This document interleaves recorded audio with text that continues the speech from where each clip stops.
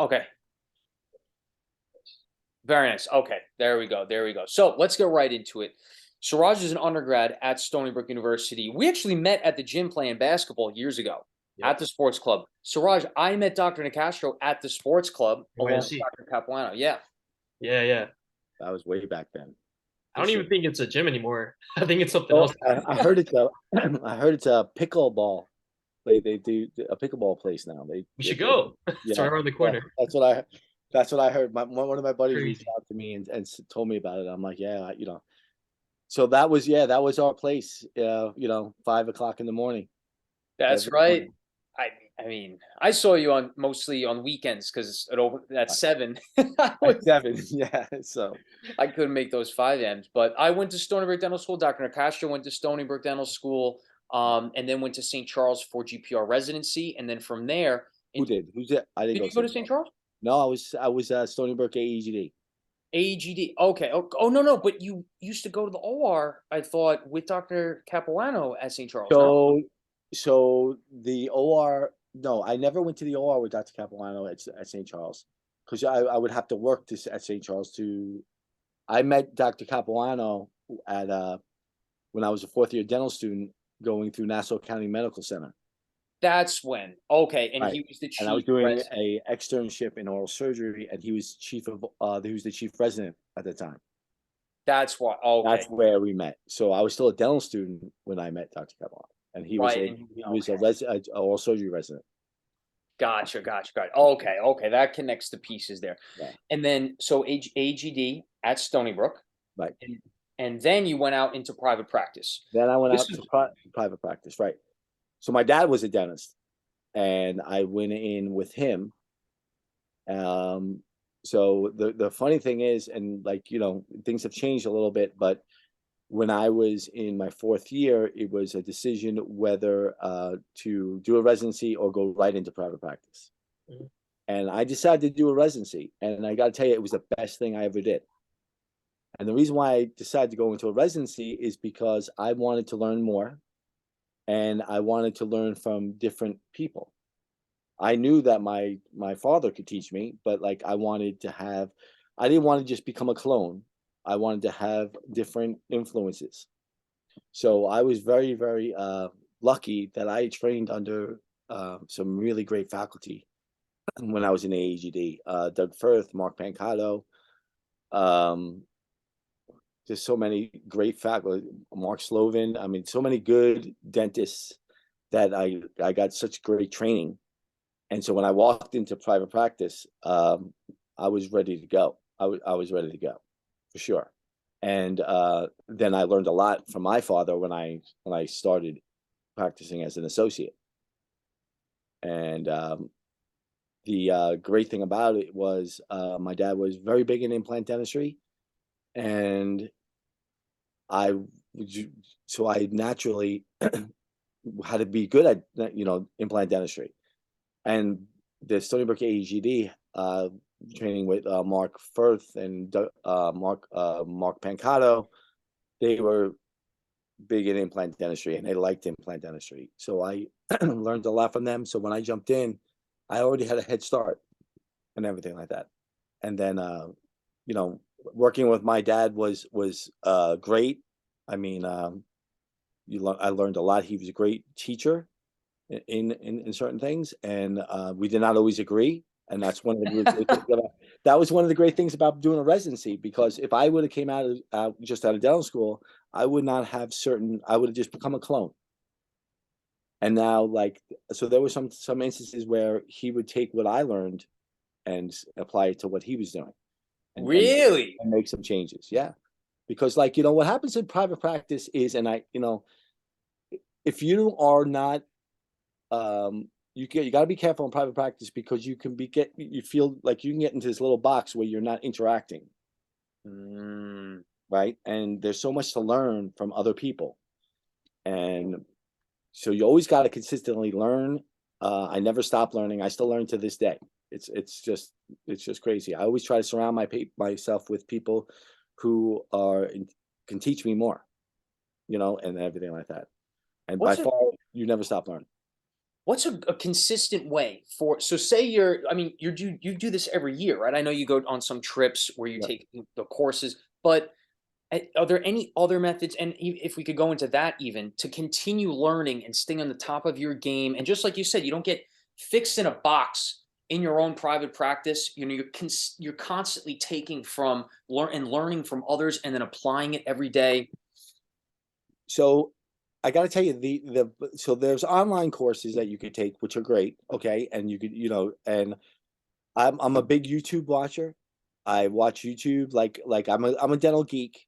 I'm gonna tell you right now, I'm a dental geek. So like if I'm like, we could be everybody could be watching TV and I'm on YouTube looking at a video on like, a certain implant technique or something like that. And that's just like what I call passive learning, right? Yeah, So I'm yeah. passively learning stuff. Active learning wise, especially when you're young, the biggest mistake that I think young dentists make is they're afraid to invest in themselves. They're afraid to spend the money. So you have to spend money on yourself. You have to invest in yourself. Okay, so don't be afraid to take the hands-on courses are really the best courses to take, because then you have somebody watching and teaching you a technique. Okay, Mm, and it's not just didactic, which is very important. Don't get me wrong, but the hands-on technique is crucial. Okay, the best courses that I feel are the ones that set you up didactically for the first couple of days, and then now you go do hands-on. Those are the best courses. But you can always passively learn all the time. You could passively. I never like if I'm doing a big case with Dr. Capuano or Dr. Gish, and they're doing something, I'm watching. I'm watching the surgery. I'm watching I do place implants, but I learn from them all the time, right? So because they're you just learn. You watch people do things, and you ask questions, and you just actively learn all the time, and everything like that. So you never stop learning. But the biggest mistake, I really think I see it all the time, is like, oh, I really want to take course, but it's really expensive. Yeah, but you're investing in yourself, and mm. that will pay you back. You will make headway just by doing that course. There's no way you won't. Did And I you? didn't take course. I wish I took course. One of the biggest mistakes I felt as a young person was I didn't take so course is a select series of courses, and you graduate from their program. Right, right. But so there's Dawson, one does it the same way and stuff like that. But it really sets you up to understand certain principles like occlusion, which I don't think you get enough of in dental school. Uh, Mm, and then you jump into prosthetics, and you can't really do prosthetics effectively without understanding occlusion. right. You really can't. And I feel like occlusion is just kind of past, it's really just touched on in dental school, not, and everything. That's true. That's true. You know, we touch on it, and we go into it a lot didactically, but seeing it clinically and then working with it clinically, that Mhm. you're right. We miss out a lot of that. And it's not the school's fault. There's so much to teach, right? So it's like I'm big on occlusion in the clinic. I mean, I'm sure you talk to some of the fourth year students now. Like I tell them, the thing that will kill your work the fastest is occlusion. If you don't have proper occlusion, Right. it'll kill your work. It'll kill what you did, and stuff like that. Because it gets beat up all day long. Yeah. I Yeah. mean, but just think about it just gets beat up all day long. The so I mean, occlusion, I think it's just passed upon a little bit, and like I really felt like TMJ, we didn't learn a lot of TMJ stuff, you know, but that could be a whole 6 months course on itself, TMJ. Oh, I mean, it's a lot. oh yeah. It's a It's a lot. lot. All right. So and everything like that. I'm in the thick of it right now. Yeah, there's a lot going on there. I mean, Yeah. there's functional, there's myofascial pain, Right. there's, we could go on for days in that. But Yeah. Dr. Castro, right now, and has this changed over the course of your career, your favorite treatment to go into with a patient? Yes, it has. So I think when I was in the middle of my so maybe 5, 6 years in, I would tend to complicate treatment, try to get fancy. like try to get like, want that big laminate case or big stuff like that, or do this big thing. What I find now is I try to simplify treatment. I try to keep things simple, and you'll always tend to have the better outcomes that way, and stuff like that. And when I mean keep simple, I'm not saying back in the day, we used to do roundhouse bridges and stuff like that, which I was never a fan of. But I always look to break up work. So if I could put implants in and separate work, like, so if somebody needs a full arch restoration on natural teeth, well, and instead of doing a whole bunch of bridge work, I'll break it up with implants. Right? Mm, See what I'm saying? And you're keeping the dentistry smaller. right, right. Right. And that's honestly what I try to do. But you have to understand when you're treatment planning for patients, and I really feel like, we teach this a lot with the residents, is they should have three options at least for treatment. Huh.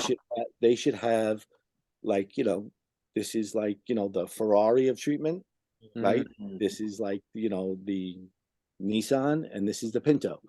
But it's all good treatment, right? And because not everybody could afford to do a full arch of implants and stuff like that. So you have to be able, and you have to be sensitive to that. right. So you have to be sensitive to that. So not one treatment plan fits one. You have to give patients options and educate them on the options, and then let them make the decision of what they want to do. Right, right. That's really important. I mean, that's really important, because you're treating all kinds of patients, like, and everything like that. And you have to be sensitive to that. 100%. I'm just learning about that sensitivity now and being able to divide things up based on the patient's needs, which sometimes is financial, Yes. It's 100%. something, and just like you said, they're all good treatment plans. The car will get you from point A to point B, Right. right? Right. And I mean, and that's the whole thing is, so you're doing right by the patient. And when people talk about, like, I have, students ask me, Dr. Nicastro, what do you do for advertising? I don't advertise at all. I've never advertised in my life. All my advertising was from other patients. And I don't care. I'm not saying it's bad to advertise. It just wasn't my thing. The advertising, so your best referral or your best advertisement is going to be the patient that leaves your office. That's right. That's right. Word of mouth. 100%. 100% is going to be that. So what do you do for that? So the only thing patients know, and this is the truth, your colleagues and your specialists that you work with know if you do good work. The patients don't know, right? That's true. The patients only know that you were nice and that you took care of them in a compassionate, empathetic way. That's it. Okay. But, and I think it's a good thing, your colleagues will tell you if you're doing bad work. Yeah. All right. So the specialists you work with won't refer anything to you if you're not doing good work. You'll have work come back to you where they saw another dentist and it wasn't good. Okay. I mean, so that's really, like, so that you have to do good work.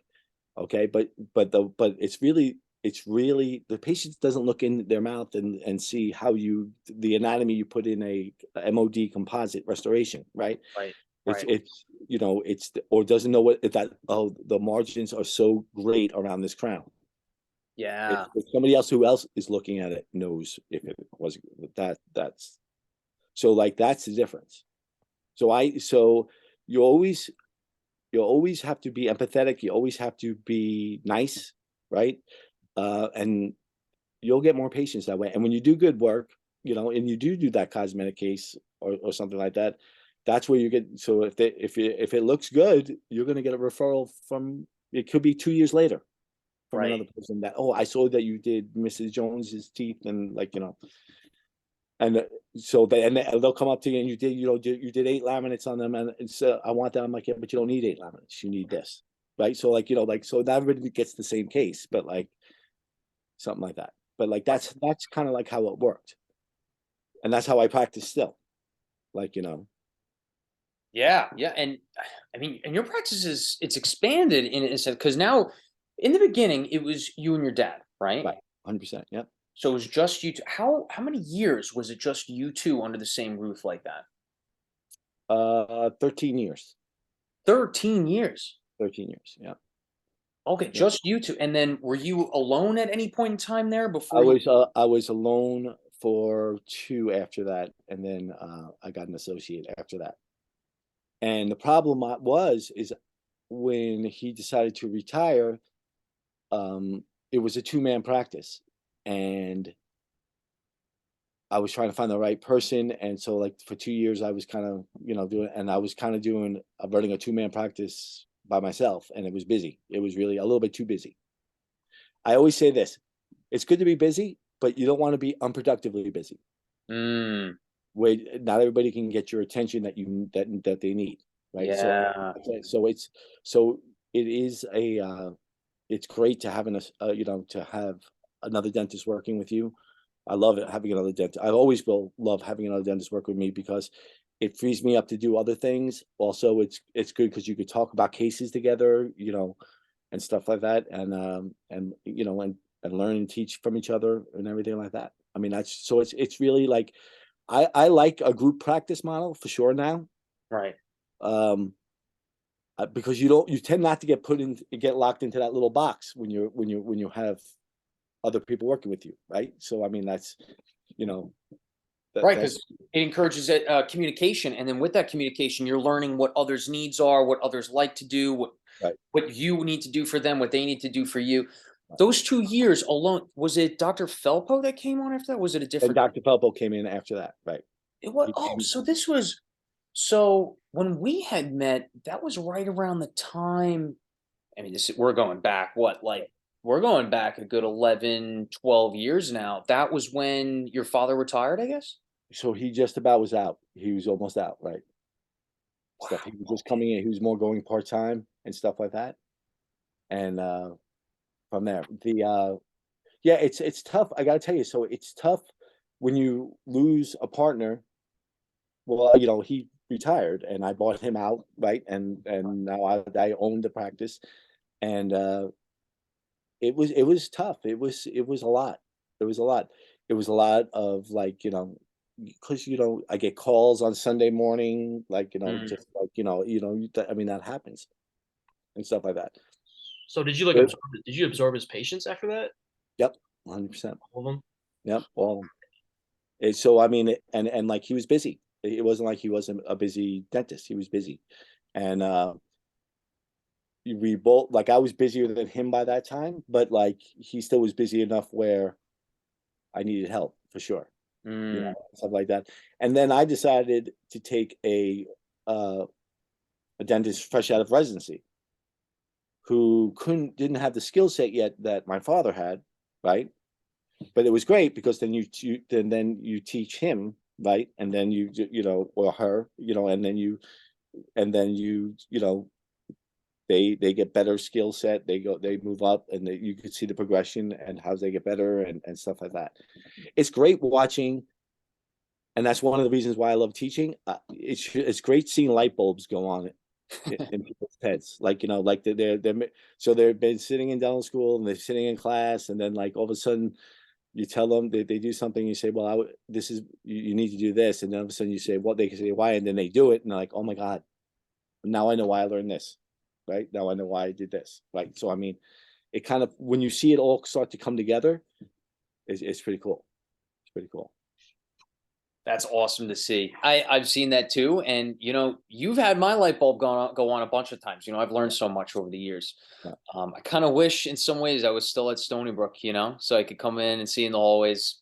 So But it's so funny. It's like, you look back, like, everybody complains about dental school a little bit and stuff, about, because it's definitely a lot. It's busy. It's a lot of pressure. It's like, and definitely when it's around board time, I could see, like, everybody's a little uptight.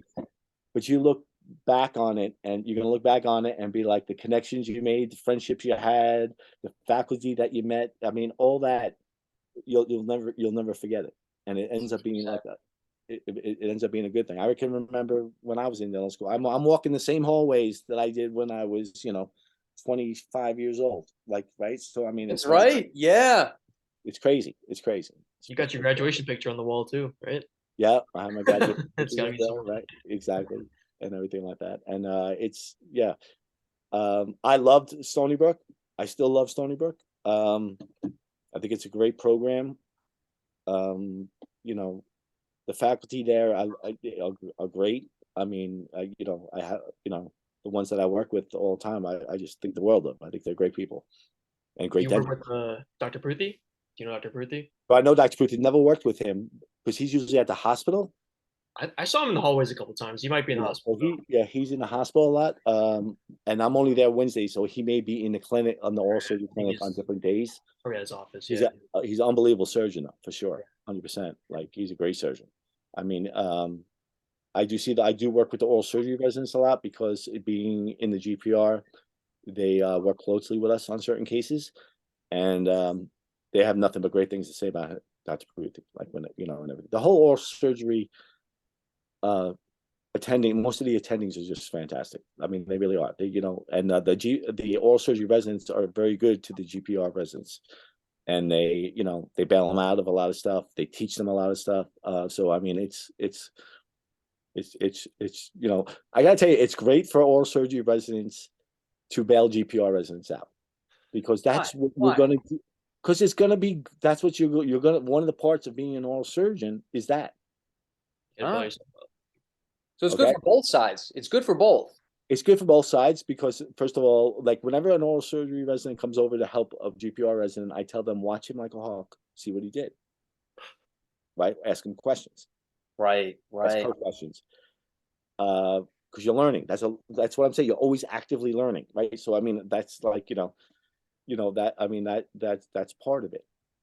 And then what bugs me out is when I'm working in the GPR and I see one of the fourth year students that I worked with, and they're about to graduate their oral surgery residency, and they're like it's like a different person. Huh. Not they're still awesome and they're still great student, but they just seeing how far they've come. It's unbelievable. Yeah, yeah. And like even seeing my GPR residents, the ones that stay on for their chief year, if they stay on for a second year, seeing the change from them when they walked in first year to when they graduate is unbelievable.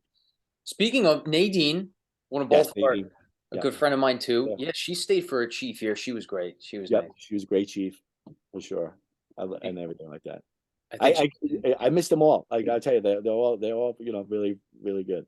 it's sad to see them go, Yeah, yeah, and then you get a whole new bunch of them in. I mean, it's like every year. And that's the difference between dental school and GPR. I mean, with GPR, you get them 1 year, maybe two if they stay for a chief. But at least in dental school, you could kind of see someone in the hallways for a few years. right. You see them in the hallway. I tend to only to work with the fourth year. I only really see the fourth year. I once in a while I'll have the second year in the clinic, and I'll come across working with them just on other stuff. But most of the time, it's just the fourth year that I work with. Right, right. I think I had introduced you to Sean earlier on, and also Sean apologized he couldn't make it tonight. Oh no worries. We I see want Sean walk. I still see Sean walking the hallways. So it's yeah, yeah. and that's good. Good. Suraj, I'm sorry to cut you off. No, I just said that Sean's there still. So Yeah, Sean's still there. okay. So, private, private practice. You want to talk about private practice, though, right? So yeah. I mean, so private practice is a whole different animal than the whole teaching aspect of of everything. When private practice is, like I said, like some people advertise, I didn't. The biggest thing about private practice is your skill set. Okay, and that's why I say you never stop learning. You should be improving your skill set, and you see and then you'll start to do treatments that you'll tend to start doing things that you like. You know what I'm saying? And kind of your practice will kind of grow that way. But what's really important is your staff. Okay, so staff is huge, and you want to hire good people. And to hire good people, you also have to pay good people, and you have to pay them what they deserve to be paid. Right. And so my sister is my office manager still, and she's been there before I was even there, and she's still there. The two hygienists that worked for me stayed on. They both retired now, and they both with me over 20 years. Right. So I mean, and when they retired, it was like heartbreaking. Like I mean, it was like heartbreaking. But they had, it's the way life works and everything like that. Nicole, you remember Nicole who used to work in my office? Yeah. So like she was a great. She was great, and so it was a very family like atmosphere. So as a dentist, you have to hire good people and have good systems in place, okay, and be good to those people, Right. okay, because when you're good to people, they're going to be good back to you generally, okay, and if they're not, Absolutely. then you know what, you did the right thing, and then you move past it.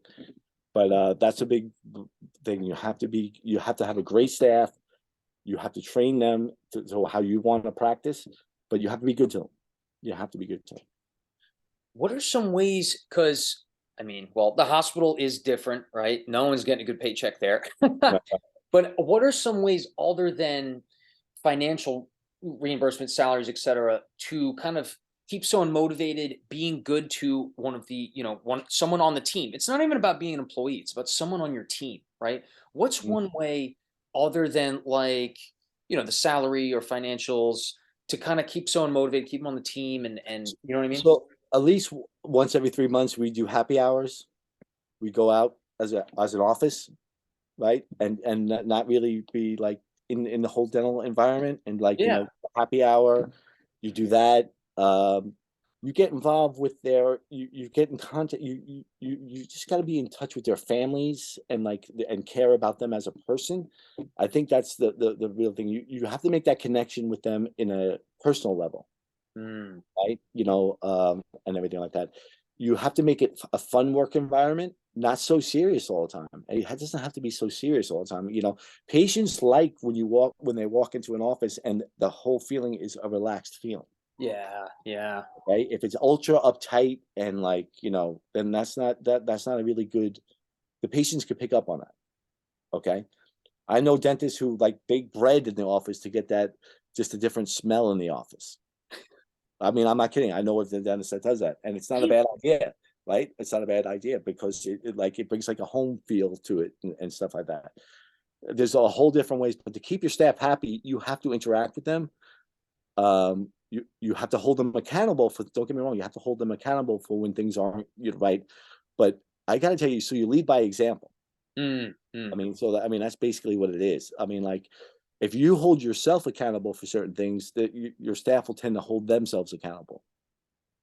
But if you did something wrong, and we all do something wrong, and you don't take accountability for it, right? mm, Then you're not showing you're not showing them the right way to do, right? right, So leaders don't tell people what to do. Leaders should act and show them how to do it. Like, I mean, right. that's basically what it is. So, like, you lead by example, and I think that's really the way it is. So when the dentist is relaxed, the staff tends to be relaxed. So I used to always say to myself, I set the tone. Like, if I walk in there in a bad mood, everybody's day is going to be in a bad mood. Then, because like, Ah, why I'm not a yeller, but if I'm quiet, I get quiet when I'm annoyed or upset. I get quiet, and they used to know if I'm quiet, something's like I'm upset about something. I'm not the type to just start screaming through the office and stuff like that. But like, right, right, right. but so it's on me to set the tone, right? You know. Were there a lot of quiet days in those 2 years when you were the sole partner? the So I got to tell you, it was definitely more stressful. Stress, like, everybody handles stress in different ways. There was definitely some more tougher days, but I still enjoyed it. I look at, and everything like that. And when you have a good staff, they help take the pressure off of you Right, right, and stuff like that. So I mean, not that they're physically doing the work for you, but like, it's something you got. It's good to be busy, like I said, but you don't want to be unproductively busy, right, right? right, So you want to be always productive, and you want every patient to have your full attention, and you want them to, and everything like that. And sometimes when you're over busy, you're getting pulled in so many directions. It's hard to you want to pay attention to detail. You want to pay, and that can get tough, and that can get tough. So that's what I did not like about it. That's the only thing I didn't. The only thing I didn't like about it is like I just felt I wasn't spending enough time. Mm. Okay, and now that's my fault, and that's accountability, right? So that, like, and mm. that's where I struggled. That's right. That's what I And struggle. you mentioned earlier not enough time with patients in some circumstances, right? What about time with employees? Would that kind of fall under the umbrella too? Um, Or team, not employee, but yeah. like your team. So, everybody kind of work together. So like, you saw my office is not very big, Yeah. and stuff like Yeah. that. So, I mean, everybody was around each other. So there was always time that we were talking or something is happening. The hardest part is keeping the staff nice to each other. It's not so much nice to me, right? Like and stuff like that. But like how office politics go. Like Yeah. this one's mad about this because she did this, and then like that. I mean, so that's stuff that like you need a good office manager to be able to keep them back on track and stuff like that.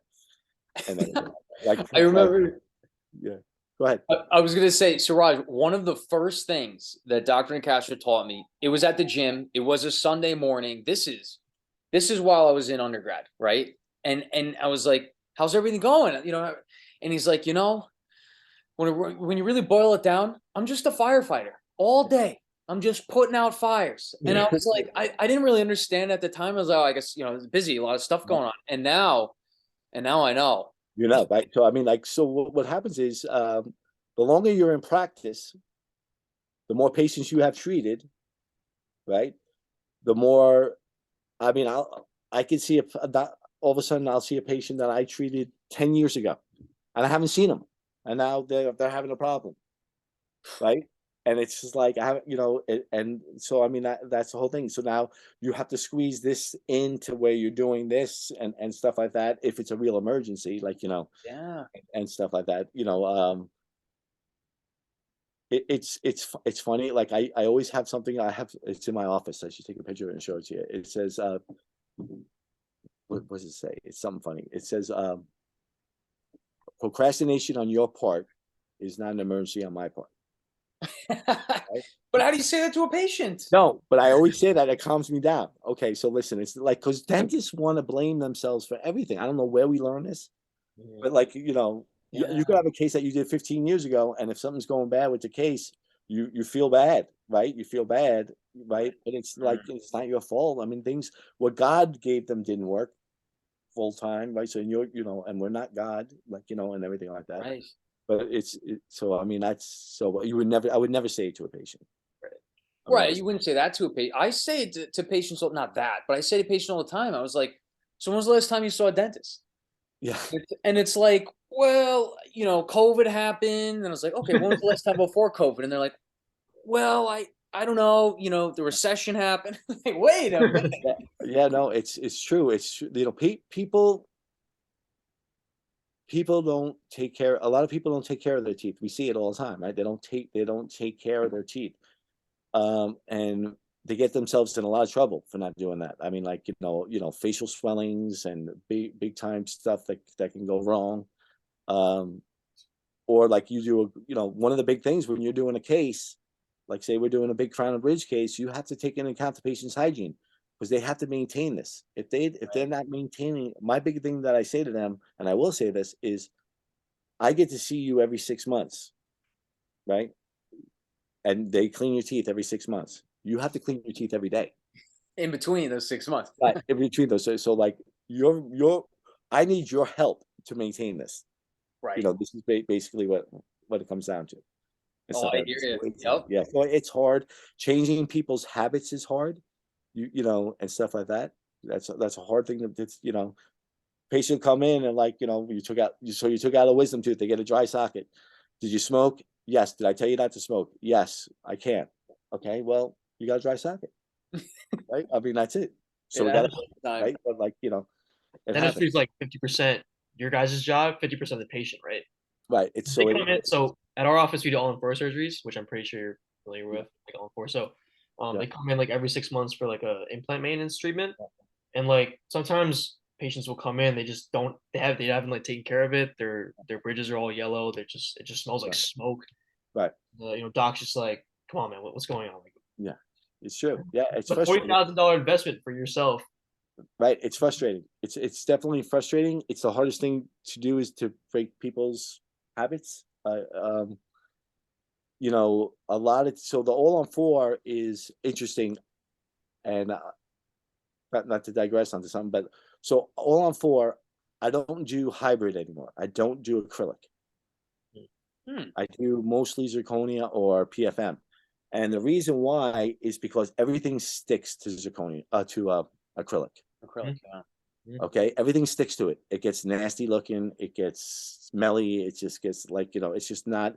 It's so the zirconia, especially, everything just falls away from zirconia. Things don't stick to zirconia. Okay, they don't stick to it. So you'll see that, you know, zirconia is easier to clean. That like there's not as much sticking to it. There's no staining that you see with the acrylic. Okay, if you have a smoker and you do an acrylic hybrid, it's stained within a year. It's stained and looks gross. You don't deal with as many broken teeth, broken appliances, but where's the weak link? This is something that we all talk about. So a lot of the docs that do full arch, like myself, one of our big discussions that we have is there's Dr. always Harris, really quick. It says less than a minute. Can we just sign out and then sign back in? Because it's gonna end really quickly. okay. Just sign out, and sign back in real quick. Yeah.